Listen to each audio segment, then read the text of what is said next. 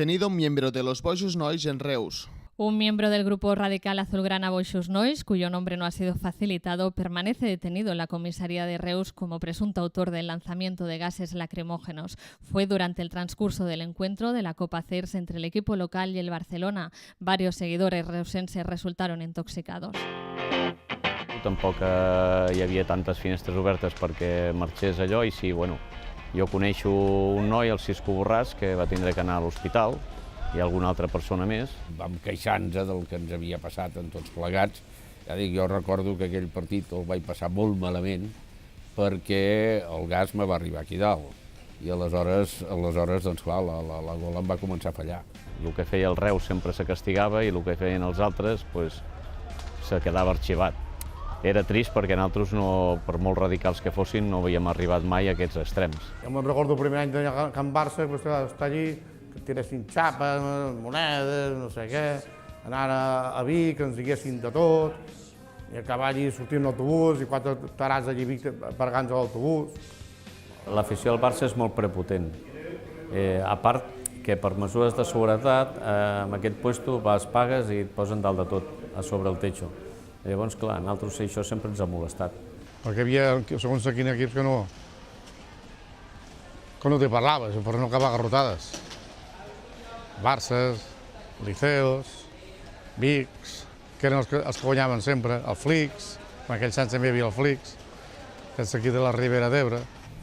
Los jugadores del Liceo se sintieron muy maltratados, golpeados en el banquillo, con determinadas agresiones, y después eso lo sufrimos nosotros en Coruña, que nos fuimos a jugar un partido donde se había calentado todo de tal manera y no pudo venir ningún aficionado nuestro a ayudarnos. Intentàvem, que a vegades no ho vam poder evitar, no tindre altercats, que a vegades no ho vam poder evitar perquè sempre quan se reuníem en grup i estàvem allà dintre del pavelló, la nostra consigna era entrem junts i sortim junts. Fue horrible, horrible. Piensa que antes de empezar el partido había 2 compañeros que tenían la cabeza abierta por golpes, de objetos que se tiraban desde la grada. Yo miraba la grada y era mi casa, era mi ciudad, y conocía a la gente que nos estava gritando, insultando, tirando piedras. Quan te posaves una mica sèrio i deies, sobretot ara avui no vol ser, que avui tenim problemes, que estem vigilats per la federació, pel comitè de competició amenaçats, llavors se portaven sempre de meravella. Sempre hi ha hagut després alguns que s'han passat de ratlla, com també m'hi passava jo, com a president també en feia algunes de... Semblava del front reusenc, també a vegades també, El front reusenc siempre ha sido una gran afición, pero incluso en momentos creo que ha traspasado un poco los límites. I no arribaria a la paraula violència. Podia haver algun que es passés, però de totes maneres doncs era una animació i al mateix temps doncs, buscar-li les pessigolles al contrari. No? Bueno, sempre se cantava, a part de Força Reus i això, normalment sempre se cantava ni Barça ni Liceu, no? Perquè eren els dos equips que normalment sempre estaven dalt de tot i els que d'això. Però doncs, bueno, jo me'n recordo que hi havia el Sac i Ganxo de Voltregà, que també cantava les seves consignes que s'assemblaven a les nostres i van fer molta amistat. Tenies amistat amb els de Voltregà, amb la gent de Voltregà. I amb els de Vic no tenies tanta d'això, i sempre hi havia jaleu. Era l'època que els skins eren els radicals aquests que hi havia de moda i doncs sí, vam arribar allí i ja va haver una mica d'ambient molt raro, molt radical. I doncs, bueno, aquell partit me crec que el Reus va empatar i al sortir d'allí ens van apedregar l'autobús, van tindre que vindre la Guàrdia Civil. Hi havia molt d'ambient, quan venien aquí venien gent de Flix, quan tornaves cap allà sempre hi havia els típics que d'això t'esperàvem allí, t'espradejaven, tenien de tot, nosaltres començàvem que si estaven radioactius. Arribaves al pavelló, sortien les iaies del poble amb el bolso, fill de puta, una passada. Al no guanyar la gent també se desil·lusiona i va baixant la quantitat de gent que som, però doncs, bueno, intentes que l'essència quedi allí. Si no som 120, doncs serem 80, serem 90, però doncs ho hem de passar bé. Vam quedar els que vam quedar.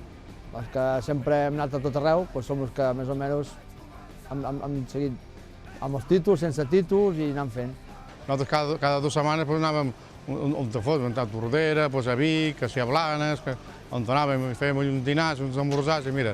Es una afición exigente, buscaban ganar un título Nosotros estábamos empezando a crear un nuevo estilo de equipo, se buscaba gente para completar un equipo, un grupo que pudiera volver a estar arriba, que pudiera ganar títulos, y era el principio de consolidar otra forma diferente de trabajar de lo que se había llevado hasta ese momento.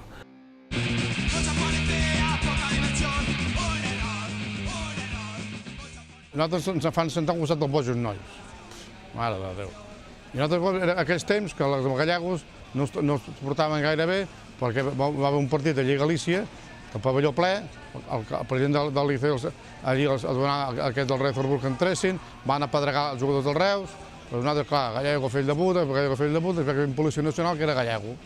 Se li va girar el cervell, agafa el meu company, l'agafa pel pit i se l'emporta arrastrant-se'l. I vaig jo preguntar a veure què passa, iau, i a mi també. I a dintre de la furgoneta, iau, d'excursió al Cortalillo. Però bueno, aquell dia no sé si la Policia Nacional ens estaven esperant, que era el segon any consecutiu, i bueno, em va tocar a mi, em va enganxar un lloc que no tenia que estar i vaig estar per casualitat, perquè justament havíem acabat d'arribar del pavelló. I clar, aquest home deia que el havien pagat i que no sé què, que l'havien insultat. Nosaltres no vam dir res de la policia, nosaltres contra els gallegos. Ja està, nosaltres, la policia no tenim cap... no hem fet res.